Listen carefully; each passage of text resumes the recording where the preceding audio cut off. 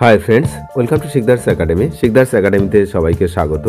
এই ভিডিওতে আমরা ওবিসি মামলার আপডেটটা নেব। এই যে সুপ্রিম কোর্টের ওয়েবসাইটে আপনারা দেখতে পাচ্ছেন যে এই যে ওবিসি মামলা, যেটার মূল diary number 27287 of 2024, the state of West Bengal versus Amal Chandra Das. তো এই মামলার শুনানি নিয়ে তো আপনারা জানেন যে বিস্তর অভিযোগ। তবে আজ 14ই অক্টোবর এই মামলার কিন্তু শুনানি লিস্টেড হয়েছে 14ই অক্টোবর, এবং সিরিয়াল নাম্বার 38। আপনারা জানেন যে chief justice and honourable justice K Vinod Chandran, এই দুজনের বিচারপতির বেঞ্চে কিন্তু এটা রয়েছে। এবং মামলাটি এই মুহূর্তে কোন পজিশানে রয়েছে? পজিশানটা হচ্ছে ফাইনাল ডিসপোজাল পজিশানে রয়েছে এই মামলাটি। তো এখন বিষয়টা হলো, এই মামলার যদি আমরা একটু পুরনো দিকে যাই তাহলে আমরা দেখতে পাবো যে এই যে মামলাটি, এই মামলাটির লাস্ট হিয়ারিং হয়েছিল 1/9/25, এটা লাস্ট হিয়ারিং হয়েছিল। তারপরে 9/9/9 অর্থাৎ সেপ্টেম্বরের 9 তারিখে কিন্তু লিস্টেড ছিল, শুনানি হয়নি। তারপর যদি আপনারা আরও দেখেন যে সেপ্টেম্বরের 9 তারিখে হিয়ারিং হয়নি, তারপর অক্টোবরের 9 তারিখ অর্থাৎ এই চলতি মাসের 9 তারিখ মানে 09/10/25 হিয়ারিংয়ের কথা ছিল, হয়নি, ক্রস। তাহলে আজকে কত তারিখ? আজকে হচ্ছে 14/10/25, আজকে হিয়ারিংয়ের কথা রয়েছে। এখন এটা ক্রস হয় না টিক হয়, হিয়ারিং হয় না হয় না, সেদিকে তো আমরা নজর রাখছি।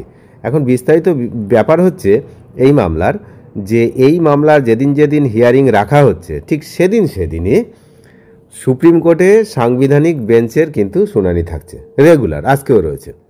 তো সেই জন্য এই যে মামলার শুনানি আজকেও হবে কি হবে না, সেটাও কিন্তু একটি গুরুত্বপূর্ণ বিষয়। তো কি বিষয়? আরও একটি বিষয় রয়েছে যে এর সঙ্গে আরও 9টি মামলা, মানে এই সম্পর্কিত মামলা এর সঙ্গে পার্টি করা হয়েছে, অর্থাৎ যুক্ত করা হয়েছে।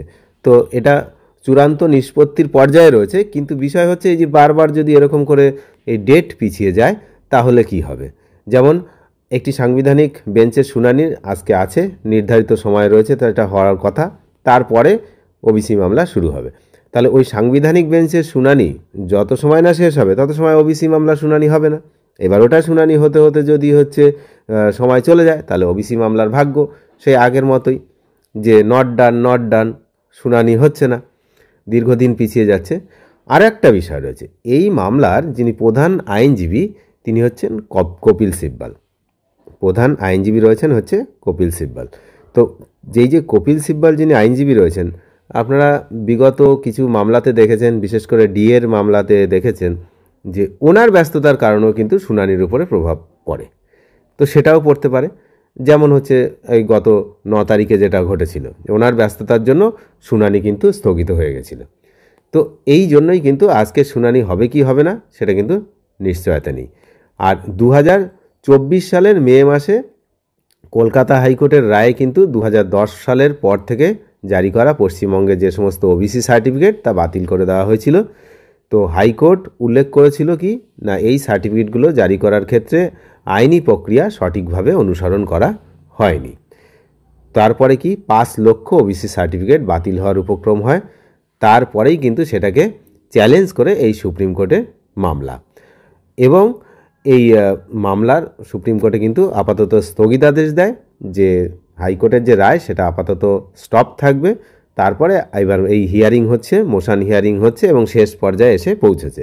কিন্তু ফাইনাল রায়দানের আগে এই ধরনের ঘটনা রেগুলার ঘটছে। আমরা দেখছি যে সাংবিধানিক বেঞ্চ যেদিন থাকবে সেই দিনই হচ্ছে ওবিসি মামলা শুনানি রাখা হচ্ছে। একটা তো কারণ দেখাতে হবে যে কেন শুনানিটা হয়নি। এটা জাস্ট হচ্ছে শুনানি পিছিয়ে নিয়ে যাওয়ার একটা প্রক্রিয়া। এখন দীর্ঘদিনের আইনি লড়াই চলছে, এখন দেখা যাক যে এটা কি হয়। তো এই ব্যাপার 38 নম্বর সিরিয়ালে রয়েছে, দেখা যাক। 38 সিরিয়াল নাম্বার মানে হিয়ারিং হওয়ার কথা। এবার যদি হয় তো ভালো, আপডেট আনবো, আর যদি না হয় তাহলে আর আপডেট হবে না। অনেক ধন্যবাদ শেষ পর্যন্ত দেখার জন্য। চ্যানেলে নতুন হলে অবশ্যই চ্যানেলটিকে সাবস্ক্রাইব করে সঙ্গে থাকবেন। Thank you.